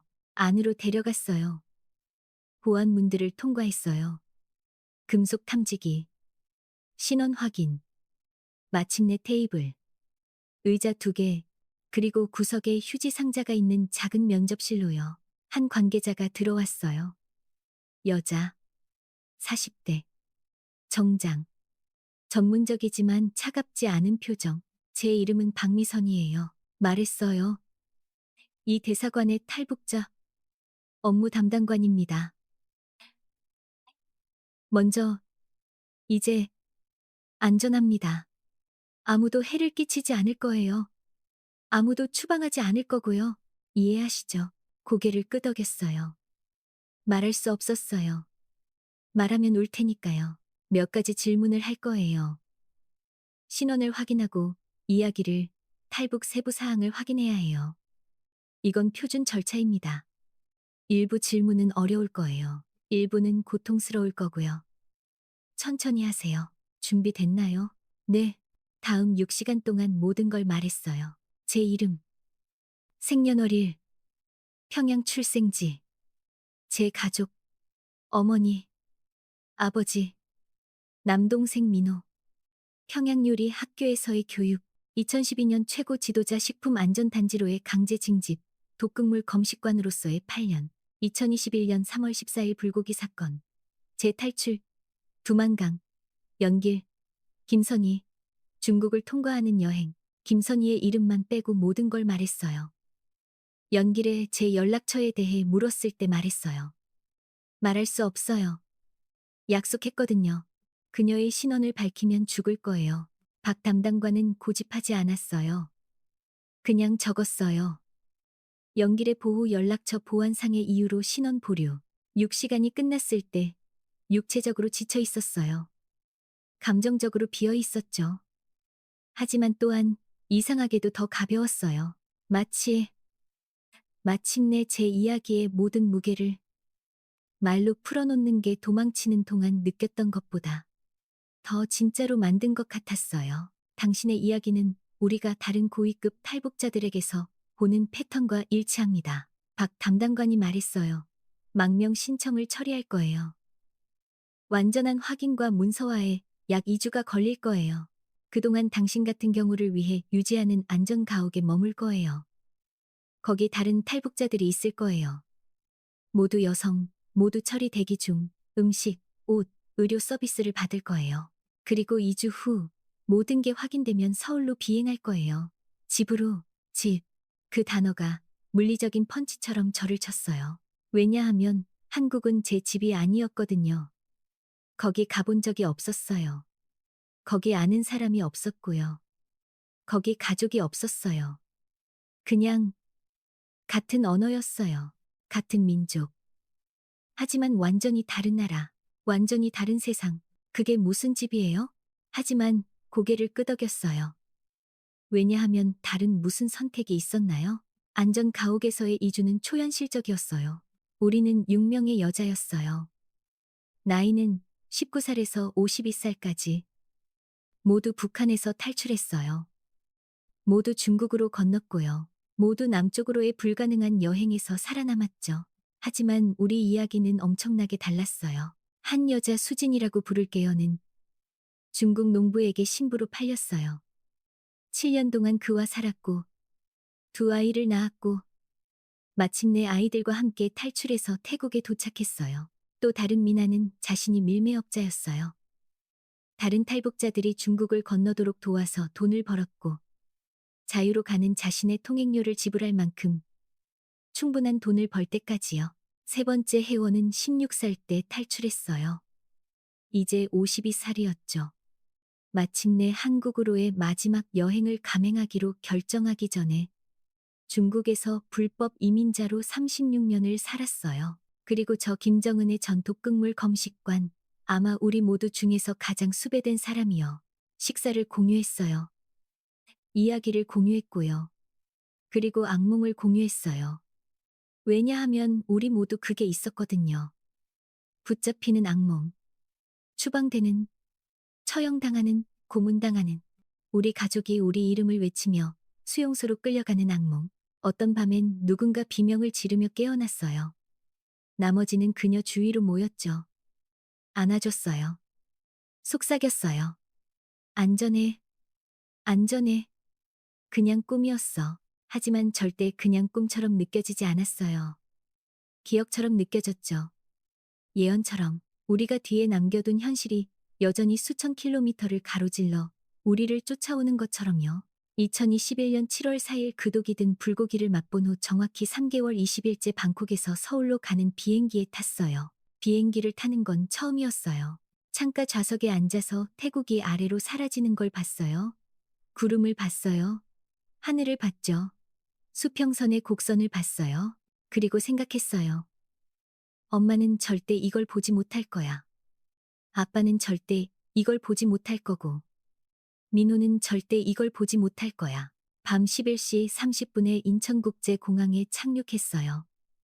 한국 출입국 관계자들이 우리를 기다리고 있었어요. 저와 비행기의 다른 5명 여자들을요. 별도의 보안 절차로 우리를 데려갔어요. 사진을 찍었어요. 지문을 채취했죠. 임시 신분증을 줬고요. 그리고 마침내 공항 게이트를 통과해서 한국으로 데려갔어요. 제 첫인상은 빛이었어요. 모든 곳에 빛이요. 네온 간판, 디지털 스크린, 자정에 열려서 모든 걸 파는 가게들, 커피, 옷, 전자제품, 화장품, 음식, 책, 휴대폰을 든 채 걷는 사람들. 웃고, 자유롭게 말하고, 원하는 걸 입고, 원하는 곳으로 가고. 압도적이었어요. 무서웠죠. 아름다웠어요. 한 사회복지사가 우리를 기다리고 있었어요.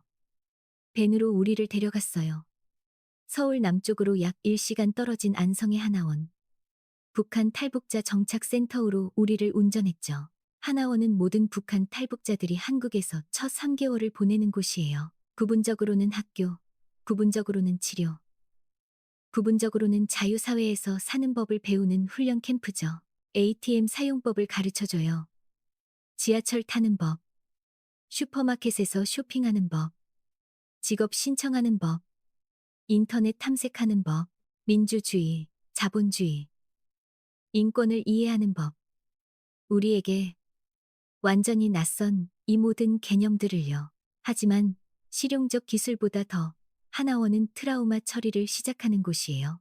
일주일에 2번 치료 세션, 집단 치료, 개인 치료, 뒤에 남겨둔 것에 대해 말하기, 죄책감에 대해 말하기, 두려움, 상실, 다시는 보지 못할 가족에 대한 슬픔.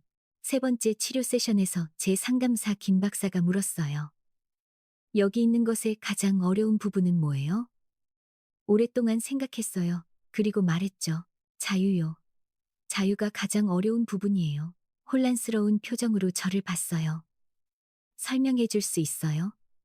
북한에서는 모든 결정이 당신을 위해 내려져요. 어디 사는지, 어디서 일하는지, 뭘 먹는지, 뭘 입는지, 뭘 생각하는지 아니면 적어도 생각한다고 말하도록 허용되는 것이요.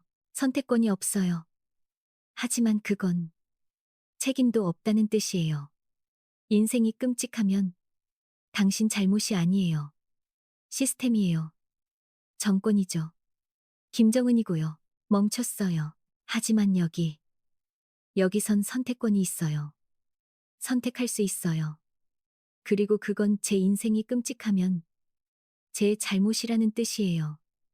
제 선택이죠. 그 책임은 압도적이에요.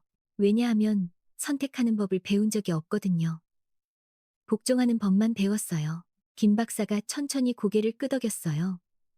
그건 탈북자에게서 들은 가장 깊은 것 중 하나예요.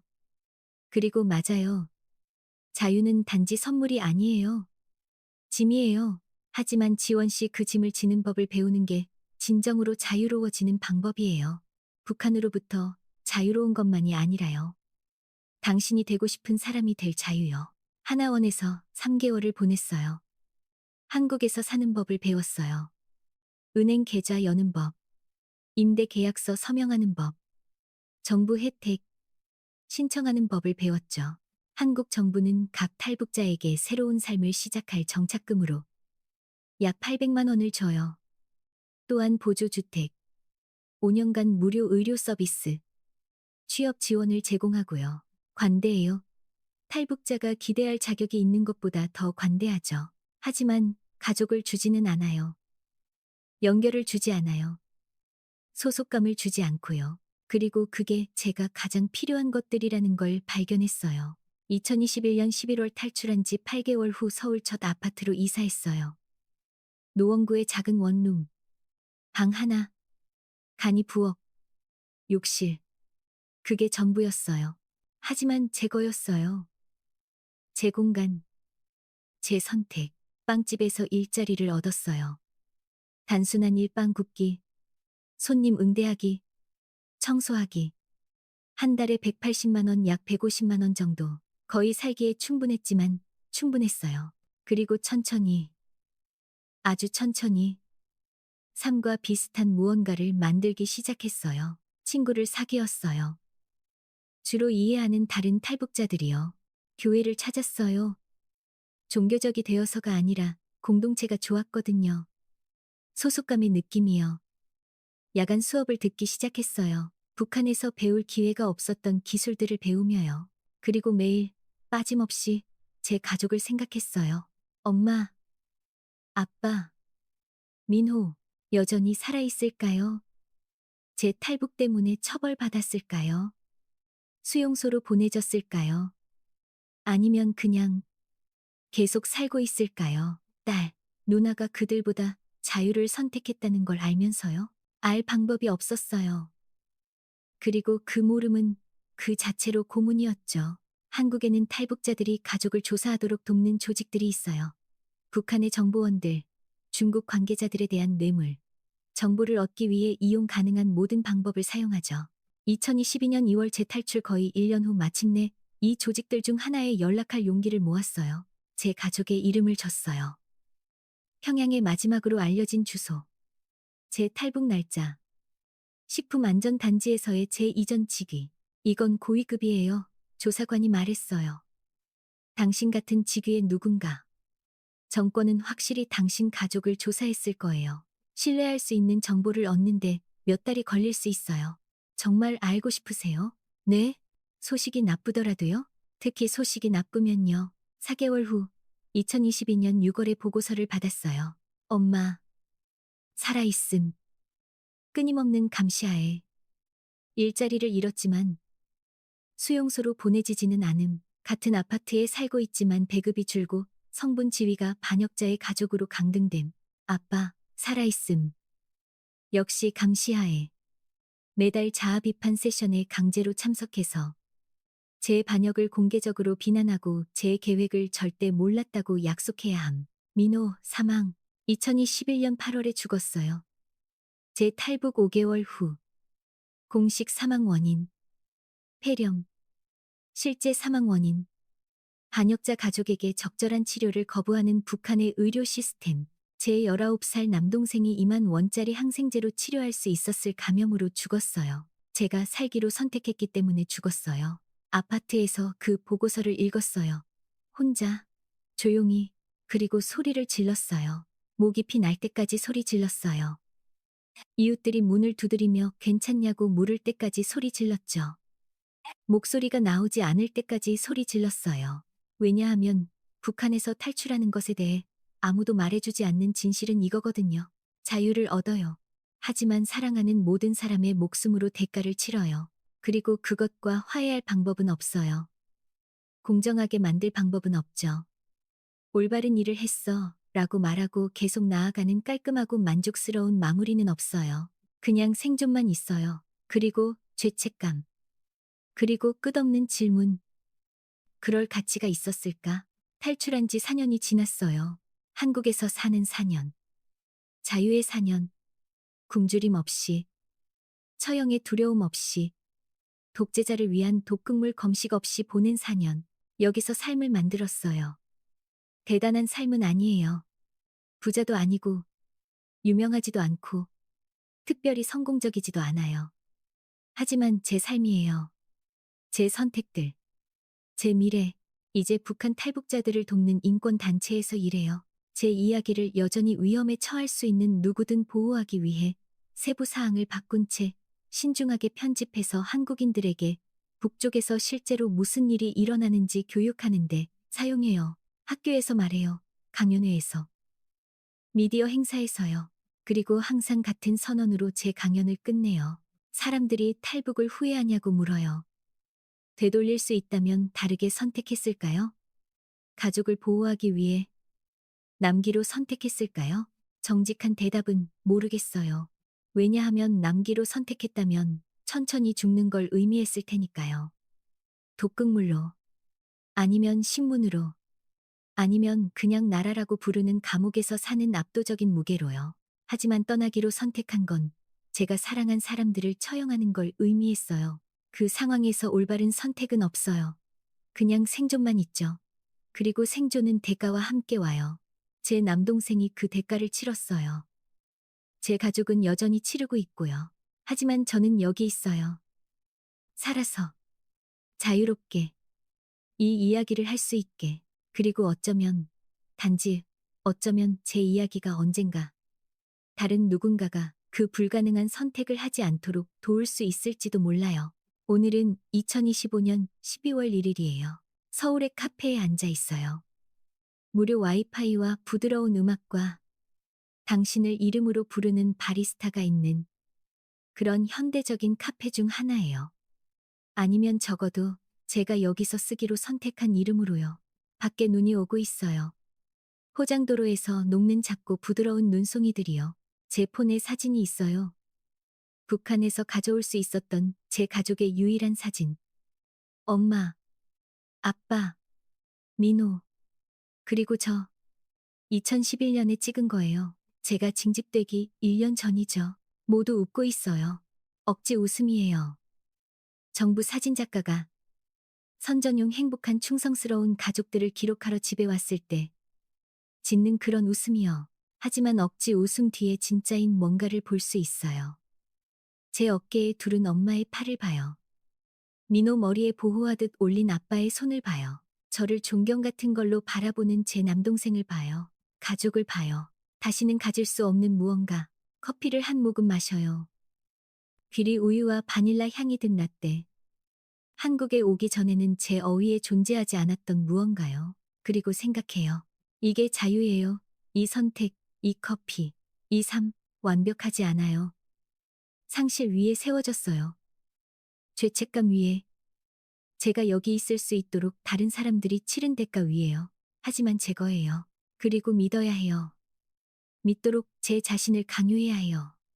어떻게든, 어딘가에서. 민호가 이해할 거라고요. 엄마와 아빠가 모든 고통을 겪었음에도 제가 그들과 함께 죽거나 갇히는 것보다 살아서 자유로운 걸 선호할 거라고요. 그걸 믿어야 해요. 왜냐하면 그렇게 하지 않으면 이 모든 것, 모든 고통, 모든 희생, 그 길에 죽은 모든 사람들, 이 아무 의미가 없으니까요. 커피를 마셔요. 노트북을 싸요. 외투를 입어요. 세일에서 산 두꺼운 겨울 외투. 북한에서는 절대 살 여유가 없었을 거예요. 그리고 눈 속으로 나가요. 미래가 무엇을 가져올지 몰라요. 가족을 다시 볼 수 있을지 몰라요. 북한이 언젠가 변할지. 여전히 거기서 고통받는 사람들을 위한 정의가 있을지 몰라요. 하지만 이건 알아요. 오늘 저는 살아있어요. 오늘 저는 자유로워요. 그리고 오늘 그게 충분해야 해요.